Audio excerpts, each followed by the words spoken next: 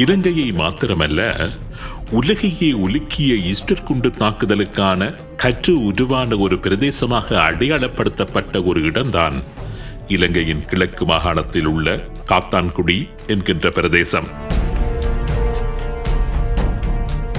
முழுக்க முழுக்க முஸ்லிம்களை மாத்திரமே கொண்ட ஒரு பிரதேசம். முஸ்லிம்களை தவிர வேறு யாருமே அங்கு வசிக்க முடியாது. ஒரு இந்து ஆலயமோ அல்லது ஒரு கிறிஸ்தவ தேவாலயமோ அல்லது ஒரு பௌத்த விகாரையோ இல்லாத ஒரு பிரதேசம். பேரிச்சை மரங்கள், மினரட்டுகள், பள்ளிவாசல்கள், கிட்டத்தட்ட ஒரு அரபு நாடு ஒன்றிற்குள் சென்று திரும்பிய உணர்வு ஏற்படும் யாராவது காத்தான்குடி பிரதேசத்திற்குள் ஒரு தடவை சென்று திரும்பினார். இலங்கையில் கிறிஸ்தவ தேவாலயங்கள் மீது தற்கொலை குண்டு தாக்குதல்களை நடாத்திய தற்கொலைதாரிகளில் பலர் இந்த காத்தான்குடி என்கின்ற பிரதேசத்தைச் சேர்ந்தவர்கள் என்றே கூறப்படுகின்றது. கொடூரமான அந்த தற்கொலை தாக்குதல்களின் கருத்துருவாக்கம் மற்றும் ஆயுத பயிற்சிகள் எல்லாமே இந்த காத்தான்குடி பிரதேசத்தில் தான் இடம்பெற்றிருந்தன. கல்விமான்கள், தலை சிறந்த வர்த்தகர்கள் என்று ஒரு பக்கம் செழிப்பான ஒரு நகரமாக காத்தான்குடி இருந்தாலும், பள்ளிவாசல்கள் மீதான தாக்குதல்கள், படுகொலைகள், தீவிரவாத நடவடிக்கைகள், இஸ்லாமிய மத பிரிவுகளுக்கு இடையேயான மோதல்கள், கலவரங்கள் என்று எண்ணிலடங்காத வன்முறைகளை கண்டு வந்த ஒரு பிரதேசமாகவும் காத்தான்குடி அடையாளப்படுத்தப்படுகின்றது. சமாதானத்தையும் சகவாழ்வையும் அதிகம் விரும்புகின்ற தரப்பாகவே இருக்கின்ற இந்த காத்தான்குடி வாழ் மக்களுக்கு காத்தான்குடி பிரதேசம் மறுபடியும் ஒரு வன்முறையின் தேசமாக மாறிவிடுமா என்கின்றதான அச்சம் காணப்படவே செய்கின்றது. காத்தான்குடி பிரதேசத்தின் கடந்த கால வரலாற்றை எடுத்து நோக்கினால், அங்கு இடம்பெற்ற பெரும்பாலான படுகொலைகள் மற்றும் வன்முறை சம்பவங்களின் சூத்திரதாரிகள் யார் என்பது தொடர்ந்து மர்மமாகவே இருந்து வருகின்றது. முதல் தடவையாக அங்கு இடம்பெற்ற பல படுகொலைகள் மற்றும் வன்முறை சம்பவங்களின் பின்னணியில் நின்றவர்கள் யார் என்பதை இந்த நிகழ்ச்சி வெளிச்சத்திற்கு கொண்டு வருகின்றது.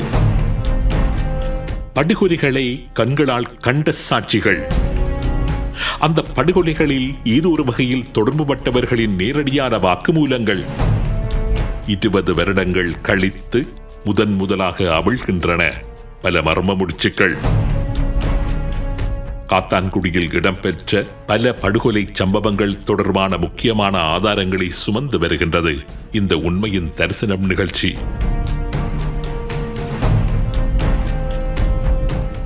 2024 ஆண்டு ஜூன் மாதம் 14ஆம் தேதி காத்தான்குடியில் இடம்பெற்ற ஒரு துப்பாக்கிச் சூட்டு சம்பவத்தில் மௌலவி ஒருவரின் மனைவி காயங்களுக்கு உள்ளானதாகவும், தாக்குதலை மேற்கொண்ட இளைஞன் காவல்துறையினரால் கைது செய்யப்பட்டதாகவும் செய்திகள் வெளியாகியிருந்தன.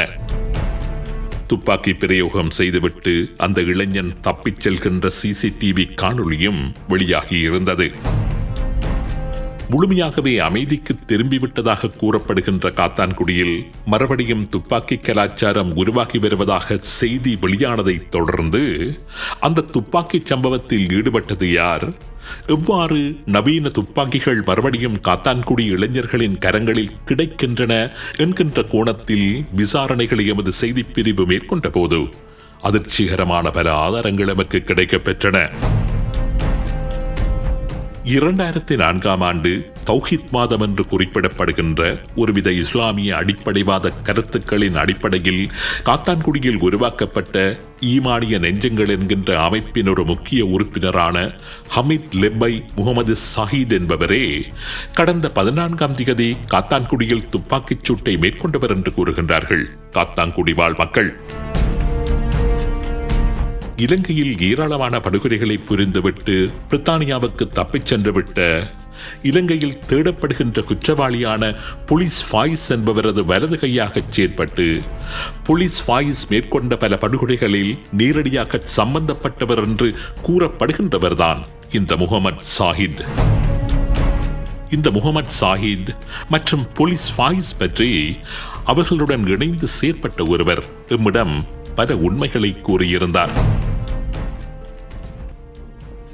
வரக்கூட இங்கே தேத்தாத்தீவு குண்டுக்குள்ள வச்சு குடிச்சு அவங்க 2 பேரை கொண்டு வந்தும் காத்தாங்குடி அந்த அவங்க 2 பேரை கொண்டு காத்தாங்குடி பயிர்வாண்ட பள்ளி என்ற அந்நியமான காடு அந்த காட்டுக்குள்ள வெட்டி தாட்டு அதை வந்து தாக்குறார்கள் ரோட்டு தாராக்கள் முனாஸ் ஹோபி ஜவுபர் ரமீஸ் அசூல் ஏர்போஸ் பதுர்சம் ஏர்போஸ் பைரூஸ் பதுர்சமான் ஹலு ரமீஸ் லாக் ரியாஸ் இப்படி அடுத்தது வந்து ரியாஸ் என்று சொல்லி அந்த சகலாண்ட சகல வேலை திட்டங்கள் அதாவது எந்தெந்த சீரும் மார்க்கத்தில் அந்த கொண்டு வச்சிருந்தால்தான் அந்த ரியாஸ் இருக்கிறது அவரை கடைசி இடத்துல எல்லா வேலை திட்டத்தையும் செய்து சகலாண்டத்தை குண்டு வலிப்பு அனைத்துக்கும் பிறகு டக்குன்னு ரியாஸ் என்ன செஞ்சாங்கன்னு சொன்னா தண்ணி மரம் சாப்பிட்டு இருந்தவரை கொஞ்சம் பாங்கண்டு கூப்பிட்டு அவரை தண்ணி மரம் காட்டு போட்டு தாண்டி சுடில தாண்டி தெரியும் அப்படி அடுத்தது வெள்ளவின் கடத்தல முற்றுமுழுதாக என்னோட பாரதம் இருந்தது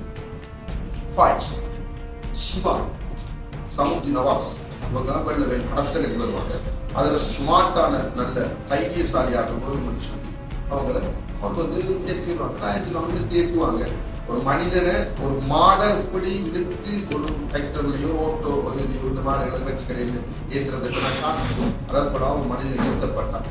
ஆனா அவ்வளவு விஷயங்களும் வந்து முற்றுமுழுதாக செய்யப்பட்டது பாய்ஸ் தான். அப்படி தான் ஒரு நாள் இந்த வெள்ளவேன்ல எல்இடி வேலைன்னு சொல்லி போட்டு 680 STF கேம்புக்கு பின்னால சிவங்கோயில் கிட்ட வச்சு ஒரு குவாட்டா ஓடி வந்தவரை சுடு என்று சொல்ல ஒருவன் சுட்டுதான் அவரை சுட்டுக்க அவன் ஏகாரன் அவன் பாஞ்சு ஓடித்தான் திரும்ப அவனை திரட்டி போய் அவனை பிடிச்சி அவனை கொண்டு போட்டு சரியாக 680 அந்த சிவன் கர்த்தசாமி கோவிலுக்கு இப்ப பக்கத்துல ஒரு விடுதி மாதிரி ஒன்று கட்டிருக்காங்க. வரத்துக்கிட்ட ஒரு மரம் ஒன்று நீக்கி சரியா இப்ப அந்த மரத்துக்கு பொடி நீக்கி சும்மா நீங்க ஒரு பாருங்க சவுக்காலை எழும்புறாப்புல எண்ணத்தன்மையை எழுப்பி போய் நான் இப்ப போன கிழமையே அவன்கிட்ட இதை பார்த்து வந்திருக்கேன். அதாவது காஞ்சி அப்படி ரத்தம் வந்தா அப்படி நிற்கும் அதுல அவ்வளவு வெட்டி வெட்டு அதை வந்து ஒரு ஆட்டுக்காலைக்குள்ள வச்சு அவனை சுட்டேன். ஆட்டுக்காலைக்குள்ள வச்சு அதை டீம் ரோட்ல இருக்கிற ஆட்டுக்காலை அவங்க எல்லாம் ஆட்டுக்காலைன்னு சொல்றேன். அதாவது நீங்க இப்ப இந்த பொலிசி ஆர்மி இப்படின்றதான் நீங்க சட்டத்தில் இதுல செய்யணும் சட்டத்துக்கு பார்க்கறீங்க இல்ல. காத்தாங்குடியில பிறந்து வளர்ந்த முஸ்லிம்கள் சாதாரணமா நானறிய பாய்ஸுக்கு ஒரு 15% இந்த உழவு நடந்த கொலைகள் சம்பந்தத்து உதவி செய்த அதுல முக்கியமாக இப்ப மட்டக்களப்பு மாவட்டத்தில் கொடி கட்டி பிறக்கும் உடல் அஷிம் ஒரு கொலையாளிக்கு காசு கொடுக்குற 50,000 1 லட்சம் கொடுக்குற அளவு இன்றைக்கு அவர்கிட்ட ஒரு 5-6 மைனமும் போலீஸ் வாய்ஸ் கொடுத்த இன்றைக்கு அந்த சாமனை வாங்கி கொடுத்தவர் சுபியா 2 உறுப்புகளை வச்சுக்கிறது அவர் வாங்கி கொடுத்து அவர் ஒரு பேர் போனார். அடுத்தது சொல்ல போனா பிஎம்ஜிஜி நிறைவேற்ற அதிகாரி அவரோட பேர் சொன்னா முட்டையாள் ரவுமான் என்ற இவங்களோட நெருங்கி பழகல அவங்களோட பேர்ல எனக்கு தெரியாது ரவுமான். அதாவது அவங்க எல்லாம் இவ்வளவு ஒரு அழகாக கூட்டேஸ்வர் நீட்டாக இங்கிலீஷ் வேர்ட் பாவிச்சு 75% தமிழை 25% பாவிச்சு 75% தமிழ்ல போடுறாங்களாம். கொண்டா காசு அதாவது ஃபாயிஷ வந்து முற்றுமுழுதாக வழி நடத்துறது முற்றுமுழுதாக வழி நடத்தி இதுவரைக்கும் வெளிநாட்டுல கொண்டு சேர்த்தது அந்த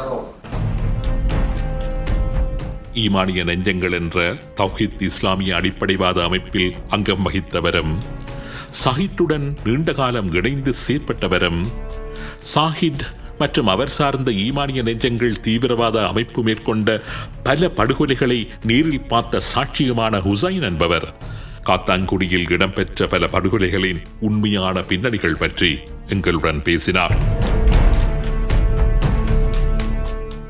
போலீஸ் பாய்ஸ், தாடி பாய்ஸ், ஆர்மி இன்டர்வியூகிற பாய்ஸ் என்றது 3 பேர்லையும் உலாவுற ஒரே பாய்ஸ் இவன் தான்ன்றதை நான் அறிஞ்சு கொடுத்தேன். பின்னுக்கு இவருக்கு பொடிக்காட்டா வரவர் மங்காட சைது, அவனோட அப்பாட பேர் மங்காடு சொல்றது. ஹிஸ்புல்லா விளையாட்டு அரங்குக்கு பின்னால் ஒரு தேத்திரி கடை வச்சுக்கிற ஒரு மெல்லிய உயர்ந்த மகன் தான் இவர் சைதுன்றது. காத்தான்குடி பிரதேச செயலாளராக கடமையாற்றிக் கொண்டிருந்த ELM பலீல் என்பவர் 2005ஆம் ஆண்டு டிசம்பர் மாதம் 2ஆம் தேதி சுட்டுக் கொல்லப்படுகின்றார். கல்முனை நெற்பட்டி முனை என்கின்ற கிராமத்தைச் சேர்ந்த பலீலை தமிழீழ விடுதலை புலிகளை கொலை செய்ததாக அந்த நேரத்தில் பேச்சடிபட்டது. ஆனால் அந்த படுகொலையை ஈமானிய நெஞ்சங்களைச் சேர்ந்த இந்த முகமது சஹீத் மற்றும் போலீஸ் ஃபாயிஸ் என்று அழைக்கப்படுகின்ற முகமது ஃபாயிஸ் போன்றவர்களே செய்ததாக கூறுகின்றார் அவர்களுடன் சேர்ந்து செயற்பட்ட ஹுசேன். சுனாமி வீட்டு திட்டத்தில் ஊழல் செய்தார் என்கின்ற குற்றச்சாட்டில் இஸ்லாமிய ஷரியா சட்டத்தின் கீழ் அவருக்கு ஈமானிய நெஞ்சங்கள் என்கின்ற அந்த தீவிரவாத அமைப்பினால் தண்டனை வழங்கப்பட்டதாகவும் அவர் கூறுகின்றார். சுனாமி அந்த டைம்ல டிஎஸ் பலில் என்று சொல்லி அவர் கொல்லப்படுறார். அவரை கொண்டதும் சைட் தான், அவர் தான் சுட்டது. இது எனக்கு திட்ட தெளிவாக தெரியும். உடனே ஃபாயிஸ் அந்த கன்றைக்கு எடுத்து என்ன செய்யறேன்னு சொன்னா டிஎஸ் பள்ளியில சுடுறதுக்கு உத்தரவாதம் போடுற சைட்டு நேரடியாக சைட் போய் என்ன செய்ய சுடுறேன். 2007 ஆகஸ்ட் மாதம் 11 கேர்னல் லத்தீப் என்று அழைக்கப்படுகின்ற முகமது லத்தீப் என்பவர் வாழைச்சேனை என்கின்ற இடத்தில் உள்ள பள்ளிவாசலில் தொழுகைக்காக சென்று கொண்டிருந்த போது சுட்டுக் கொல்லப்படுகின்றார். அந்த கொலைக்கான பழியும் விடுதலை புலிகள் மீதுதான் ஆரம்பத்தில் சுமத்தப்பட்டது. ஆனால் தனது தந்தையை கொலை செய்தது போலீஸ் பாயிஸ் மற்றும் அவரது தீவிரவாத அமைப்பைச் சேர்ந்தவர்கள்தான் என்று அவரது மகன் வாழைச்சேனை காவல்துறையில் முறைப்பாடு செய்திருந்தார். காவல்துறை வழமை போல எந்தவித விசாரணைகளையும் மேற்கொள்ளவில்லை. 9 வருடங்கள் கழித்து 2016 அவரது பிள்ளைகள் மறுபடியும் தமது தந்தையின் கொலை குற்றவாளியான போலீஸ் ஃபாயிஸை தண்டிக்க வேண்டும் என்று கோரி ஸ்ரீலங்காவின் சிரேஷ்ட போலீஸ் மா அதிபரிடம் முறைப்பாட்டினை மேற்கொண்டிருந்ததும் குறிப்பிடத்தக்கது. அடுத்தது கேர்னல் லத்தீப், அவரை சுடுறதுக்கு போறாங்க. யாரு? ஷீபான், ஷஹீத், ஷமுத்தி நவாஸ், இவங்க 3 பேரும் போறாங்க. அந்த வாழைச்சேனையில பாயிஸ்ல ஒரு ஆள் ரிஷ்வி என்று சொல்றது அவர் இருக்கிறார். ரிஷ்வீன் என்றவர் இருக்கிறார். அவங்க போய்தான் அந்த கேர்னல் லத்தீப்பை சுடுறாங்க. சுட்டு போட்டு இங்க இஸ்லாமிய ஷரியா சட்டங்களை நடைமுறைப்படுத்துகின்ற அதே நேரம் கொலைகளுக்கான பழியை தமிழர் தரப்பின் மீது போட்டு தமிழ் முஸ்லிம் சமூகங்கள் மத்தியில் இனக்கலவரத்தை உருவாக்குவதும் போலீஸ் ஃபாயிஸ் மற்றும் முகமது சஹீத் போன்றவர்களின் நோக்கமாக இருந்திருக்கின்றது. 2008 மே மாதம் 22 தமிழ் மக்கள் விடுதலை புலிகள் என்ற தமிழ் அமைப்பைச் சேர்ந்த சாந்தன் மற்றும் விநாயகமூர்த்தி போன்றவர்கள் காத்தாங்குடியில் வைத்து சுட்டுக் கொல்லப்படுகின்றார்கள். சாந்தன் என்பவர் தமிழ் மக்கள் விடுதலை புலிகள் அமைப்பின் 680 பொறுப்பாளராக செயற்பட்டவர். நண்பகல் 12 மணிக்கு காத்தாங்குடியைச் சேர்ந்த நூற்றுக்கணக்கானவர்கள் முன்னிலையில் நடைபெற்ற படுகொலை. போலீஸ் ஃபாயிஸ், சஹீத் மற்றும் தற்பொழுது எங்களுடன் பேசிக் கொண்டிருக்கின்ற ஹுசைன் போன்றவர்கள் அந்த படுகொலையை செய்ததை நூற்றுக்கணக்கானவர்கள் நேரடியாக கண்டிருக்கின்றார்கள். அந்த படுகொலையை தொடர்ந்து தமிழ் மக்களுக்கும் முஸ்லிம்களுக்கும் இடையில் மிகப்பெரிய இனக்கலவரம் அங்கு ஏற்பட்டது. தமிழ் மக்கள் விடுதலை புலி உறுப்பினர்கள் உடனடியாக அங்கு மேற்கொண்ட பழிவாங்கும் நடவடிக்கையில் 5 முஸ்லிம்கள் சுட்டுக் கொல்லப்பட்டார்கள். சுமார் 3 மாதங்கள் அங்கு பதட்டம் நிலவியது.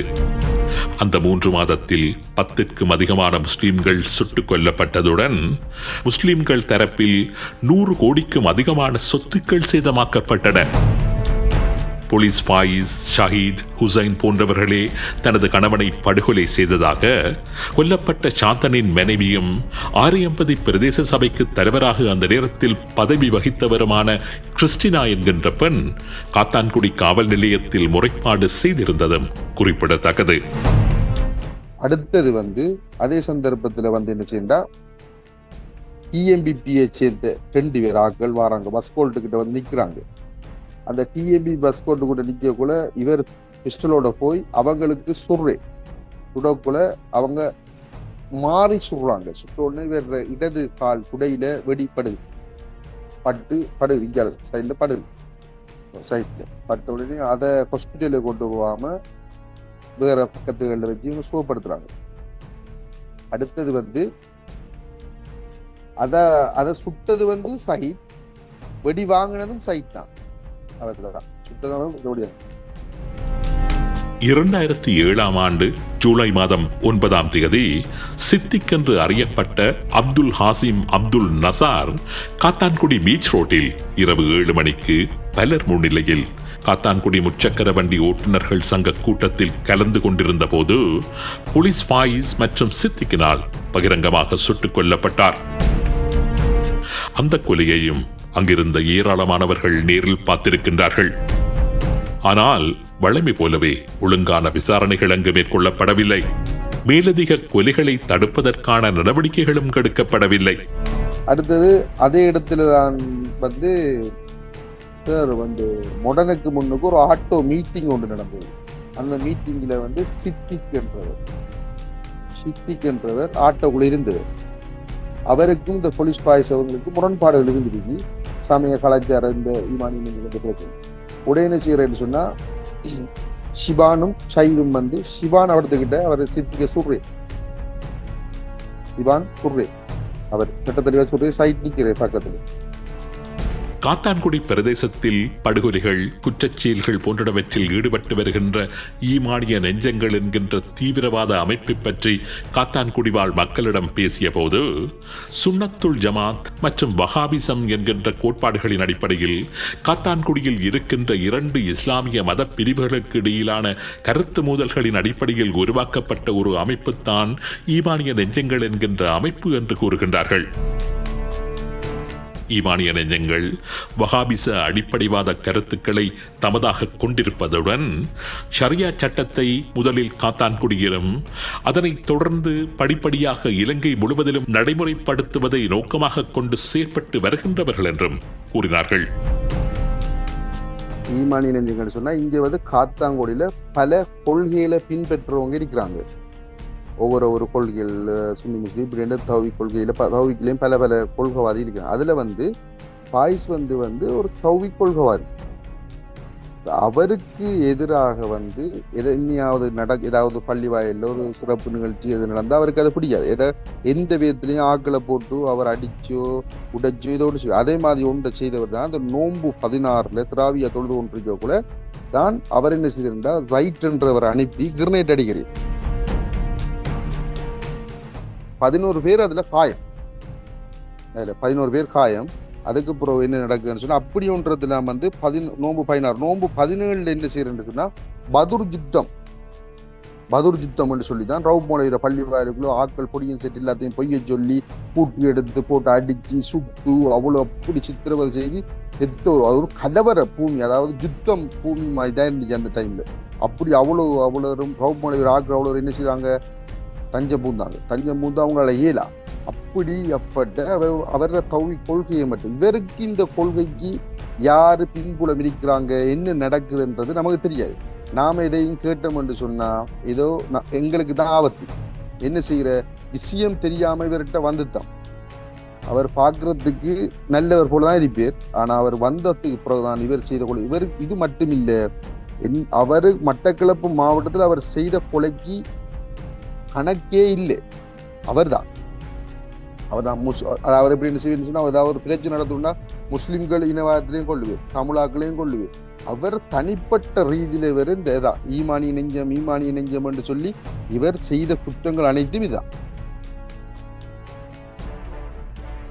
1998 மே மாதம் 29 சுன்னத்துல் ஜமாத் என்கின்ற கொள்கையை பின்பற்றியவரும் காத்தான்குடியில் இருந்த மார்க்க அறிஞர்களில் ஒருவருமான மீரா சாஹிப் முகமது ஃபாரூக் என்கின்ற மௌலவி அவரது வீட்டில் வைத்து சுட்டுக் கொல்லப்படுகின்றார். அவரது வீட்டிற்கு சென்ற போலீஸ் ஃபாயிஸ் மற்றும் நௌசாத் போன்றவர்கள் அவரது வீட்டில் வைத்து அந்த படுகொலையை செய்ததாக கூறுகின்றார். காத்தான்குடி பள்ளிவாசல் சம்மேளனத்தில் முன்னர் அங்கம் வகித்த ஒருவர். 1998 5ஆம் மாசம் 29 சுன்னத்துல் ஜமாத் மீரா சாஹிப் சுன்னத்துல் ஜமாத் என்ற கொள்கையை பின்பற்ற அவர் தான் அதுக்கு பொறுப்புதார். இப்ப தற்பொழுது அப்படி யாருன்னு சொன்னா நம்மளோட இப்ப இந்த ரவுஃப் மொழின்னு சொல்லி ஒருவர் இருக்கிறாரு காத்தான்குடியில, ரவுஃப் மொழின்னு சொல்லி அவருக்கு முதல் அவர் தான் பொறுப்புதாரியா இருந்தவர். அவரோட பேரு மீரா சாஹிப் முகமது ஃபாரூக் மௌலவி. அவரு சுட்டுக்கொலை, அதாவது இவர் இவர் அந்த கொள்கையை பின்பற்றினதுக்காக வேண்டி இவர் வீட்டை போய் இந்த போலீஸ் பாய்ஸும் ஒருவர் அவரோட நௌஷாத்னு சொல்லி அவர் வந்துட்டார். இவங்க 2 பேரும் அந்த அதாவது அவங்க பழமவாதமானு சொன்னா அந்த சொல்லுவாங்க சோமில்லாதவங்களுக்கு எல்லாம் தண்ணி ஓதி கொடுக்குற அந்த அமைப்புகள் தான் செய்துட்டு இருக்கிறவங்க, அந்த இஸ்திம் எழுதி கொடுக்கும் சொல்லுவாங்க நம்ம இதுகள்.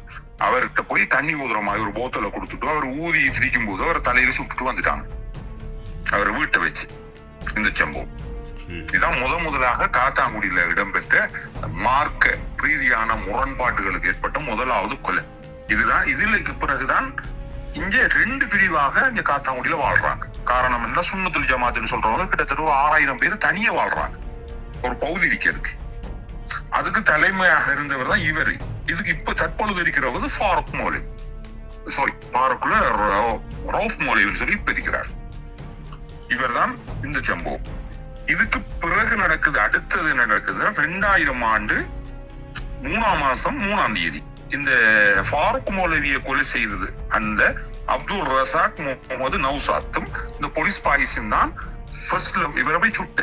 அதுக்கு பிறகு அவங்களுக்குள்ள ஏற்பட்ட முரண்பாடு காரணமாக 2000 ஆண்டு இந்த பாய்ஸி இந்த நௌஷாத் என்றவரை போட்டுட்டான்.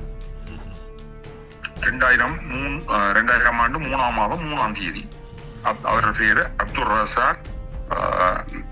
ரசாக் முகமது நௌஷாத். இவரை காத்தாங்குடி கடற்கரையில வச்சு நினைஞ்சிக்கான கழுத்துல கைத்த போட்டு முறுக்கி அந்த அவடத்தையே வச்சு புதைச்சிட்டு வந்திருந்தான். நாய்கள் தோண்டித்தான் இவரை பொடியை எடுத்துறவங்க. இவனுக்கு ஏற்பட்ட முரண்பாடு. அதுக்கு பிறகுதான் 2004 சொல்ற ஈமானிய நெஞ்சங்கள்ன்ற பிரச்சனை வருது. இதே போன்ற ஒரு சம்பவம் 2004ஆம் ஆண்டிலும் இடம்பெற்றது.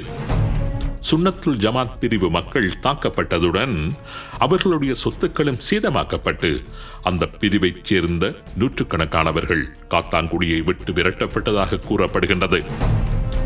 2004 ஈமானிய நெஞ்சங்கள் என்ற கொள்கையை மையப்படுத்தி காத்தாங்குடி தௌஹீத்வாதத்தை பின்பற்றும் அமைப்புகள் இளைஞர்களை சேர்த்துக்கொண்டு பாய்ஸ் மற்றும் பொறியியலாளர் அப்துல் ரஹ்மான், பொறியியலாளர் ஃபருல் ஹக், அல்பானா சார்ந்தோம் யாகியார், வைத்தியர் ரிபாஸ், நலிமி, நகர முதல்வர் போன்றோரின் தலைமையில சுன்னத்துல் ஜமாத் பின்பற்றும் மக்களுக்கு பயில்வான். அடுத்த 2006ஆம் ஆண்டு மே மாதம் 25ஆம் தேதி காத்தான்குடியின் டீன் வீதியில் மேற்கொள்ளப்பட்ட கிளைமூர் தாக்குதலில் 4 காவல்துறையினர் கொல்லப்படுகின்றார்கள். சுன்னத்துல் ஜமாத் பிரிவினரின் பள்ளிவாசல் பாதுகாப்பு கடமையில் ஈடுபட்டு வந்த காவல்துறையினரை இலக்கு வைத்தே அந்த தாக்குதல் மேற்கொள்ளப்பட்டது. அந்த தாக்குதலும் போலீஸ் ஃபாயிஸ் மற்றும் சஹீத் போன்றவர்களினால் நேரடியாக மேற்கொள்ளப்பட்ட தாக்குதல்கள் என்பது குறிப்பிடத்தக்கது. 2006ஆம் ஆண்டு செப்டம்பர் மாதம் 6ஆம் தேதி சுன்னத்துல் ஜமாத் கொள்கையை பின்பற்றும் பிரிவின் தலைவரான அப்துல் ரவுஃப் மௌலவி என்பவர் மீதான படுகொலை முயற்சியொன்றை மேற்கொண்டிருந்தார்கள் போலீஸ் ஃபாயிஸ் மற்றும் சஹீத் தலைமையிலான ஈமானிய நெஞ்சங்கள் என்கின்ற குழுவினர். காத்தான்குடியில் ரவுஃப் மௌலவியினால் நிர்வகிக்கப்பட்டு வந்த அவரது பள்ளிவாசலும் ஈமானிய நெஞ்சங்கள் என்கின்ற இந்த தீவிரவாத பிரிவினால் தாக்கி அளிக்கப்பட்டது. காத்தான்குடி கிராமத்தில் இந்த ஈமானிய நெஞ்சங்கள் என்கின்ற தீவிரவாத மத அடிப்படைவாத அமைப்பினாலும் போலீஸ் ஃபாயிஸ் மற்றும் சித்திக் போன்ற நபர்களினாலும் மேற்கொள்ளப்பட்டதாக கூறப்படுகின்ற படுகொலைகள் எண்ணிலடங்காதவை. அவைகள் பற்றி பேச புறப்பட்டால் பல அத்தியாயங்களை அதற்கென்றே ஒதுக்க வேண்டியிருக்கும். இந்த படுகொலைகள் சம்பந்தமா நான் நேரடியா அவங்களோட போறேன். நான் ஒரு வாகன டிரைவராக நான் அவங்களோட போவேன். சில நேரம் மோட்டர் பைக் ஓடிப்போவேன், இல்லை வாகனம் ஓடி போவேன். இது ஒவ்வொன்றும், அதாவது நேற்று நடந்த கொலை கூட இது வெளிநாட்டில இருந்து பாய்ஸ்ல ஒரு ரிலேஷன் சொந்தக்காரன் ஒரு ஆள்ற தேவைக்காக கொலை செய்ய, தேவைக்காக சைட் அனுப்புறவங்க. சைட்டை இப்படி சொல்லி நீ போ என்று சொல்லி இவர் அனுப்பப்பட்டு தான் இவங்க நினைக்கல கேமராவில் பிடிபடுவதுன்னு அப்படி. இது அனைத்தும் வாய்ஸ், அதாவது சைட் மட்டும் இல்லை, சைட் அப்படி இன்னொரு சிபான் என்று இருக்கிறேன். அவர் அடுத்த ஆள், முக்கியமான ஆள். அவர்கிட்ட ஆயுதம் இன்னும் அவர்கிட்ட இருக்கிற ஒரு MLT பிஸ்டல் ஒன்று இருக்குது. அந்த ஆயுதத்தை கூட அவங்க எடுக்கிறாங்க இல்லை, பையுளிக்கு. அடுத்தது ரமீஷ், அவர பேர் ரமீஷ் என்றவர், அவரும் இருக்கிறாங்க. அவங்க எல்லாம் என்ன செய்யறாங்கன்னு சொன்னா, அவர் லண்டன்ல இருந்து அவர் என்னத்தை சொல்றோ அதை செய்வாங்க. அதாவது லண்டன்ல இருந்து போலீஸ் பாய்ஸ் என்றவர் லண்டன்ல இருந்து என்னத்தை சொல்றோ அதை செய்யறதுக்கு இங்க கொலையா செய்யறதுக்கு என்று சொன்னா இந்த சைட் என்றவர் நேற்று பிடிபட்ட சைட் என்றவரும், அடுத்தது பெயிண்டர் சிவான், மாலா ரமேஷ் என்று சொல்லுவாங்க ரமேஷ், அடுத்தது அவர பொருளாதாரம் அவருக்கு காசி பணங்கள் வந்த யாருக்கு வழங்கணும் கொடுக்கணும் என்ற அனைத்தையும் ஆயுதங்கள் அவர பழைய ஆயுதங்களை பாதுகாத்து வச்சுக்கிறது பர்ஷாத் என்றது. அவர் இப்ப அவர் நல்லவர் போல நடிச்சு அவங்க தீக்குறாங்க. இவங்கெல்லாம் பல கொலைகளை செய்தாங்க. அதாவது கொலைகள் மட்டக்களப்பு மாவட்டத்துல, நான் சொல்றேன் மட்டக்களப்பு மாவட்டத்துல வாய்ஸ் செய்த கொலைகள் அவர் தந்த கென்றைக்காக வேண்டியும் தமிழ் முஸ்லீம் இடையில ஏன் நீங்க சும்மா அவரை கொல்ல போறீங்க கேட்டக்குள்ள இல்ல அவன் நம்மளோட மோட்டர் கடத்தினவன் அது செய்த வேண்டிய இதாவது ஒரு குற்றத்தை சாட்டி பக்கத்துல ஒரு அவர் ஏரியாவை விட்டு பக்கத்துல ஒரு சில்லறை கடை ஒரு தமிழால் போட முடியாது. போட்டா கடையில இங்க பிசினஸ் குறையுதுன்னு சொல்லி அவரை கொள்ளுவார். காரணம் வேண்டாம், இங்க அப்பத்தானே இங்க கடைக்காரர்கிட்ட அவர் கப்பம் எடுக்கணும். மாசம் இவ்வளவுன்ற காசை அறவிடலாம். அந்த கடையை வியாபாரம் போகலாட்டிதான் இங்க வியாபாரம் போனதான் அவங்க அறவிடலாம். அந்த காரணம் அது கலவர். இவங்களோட பிரச்சனையே கலவரம் தான். இவங்களை நிறைய இப்படித்தான் இது. அடுத்து என்ன செய்தாங்கன்னு சொன்னா, காத்தாங்குடி போர்டர்ல ஒரு பெட்ரோல் செட் இருக்குது, அடுத்த போர்டர்ல ஒரு பெட்ரோல் செட் இருக்குது. அந்த டைம் என்ன சொன்னா, ரவி என்று சொல்ற ஒரு வர்த்தகர், அவர் நாவ கூட வச்சிருந்தார். அவர் என்ன செஞ்சா, அவர் ஒரு பெட்ரோல் செட் ஒன்று ஆரம்பிச்ச உடனே இங்கத்திய காத்தாங்குடி இருக்கிற பெட்ரோல் செட் உரிமையாளர் என்ன செய்யாங்கன்னா, பாய்ச்சி கன்றை கொடுக்குறாங்க, ரவி என்றவரை சுடுங்கன்னு சொல்லி. அந்த இடத்துக்கு உடனடியாக ஒரு தரம் சிவானும் சைட்டும் போறாங்க. போய் என்ன செய்யறாங்கன்னா, இல்ல அவர் இல்லை என்று சொல்லி திரும்ப வராங்க. திரும்ப இன்னொரு தரம் போய் சிவானும் சைட்டும் அவரை சுட்டு படுகொலை செய்யறாங்க. அதாவது இசை நடன கல்லூரிக்கு முன்னுக்கு இருக்கிற பெட்ரோல் செட். காத்தான்குடி என்கின்ற அழகிய கிராமத்தை அமைதி மார்க்கத்தின் விழுமியங்களுடன் வாழத் துடிக்கின்ற மக்களை கொண்ட அந்த கிராமத்தை தீவிரவாதம் கொண்டு தாக்குகின்ற, அமைதியை குழப்புகின்ற நபர்கள் நிச்சயம் தண்டிக்கப்பட்டே ஆக வேண்டும்.